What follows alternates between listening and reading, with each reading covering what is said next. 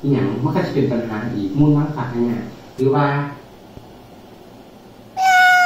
เขามีเงินเพราะเขาบ่มีเงินมันจะเปลี่ยนอีกคือเอาพี่น้องให้กับเขาเคยส่งหายเรื่อย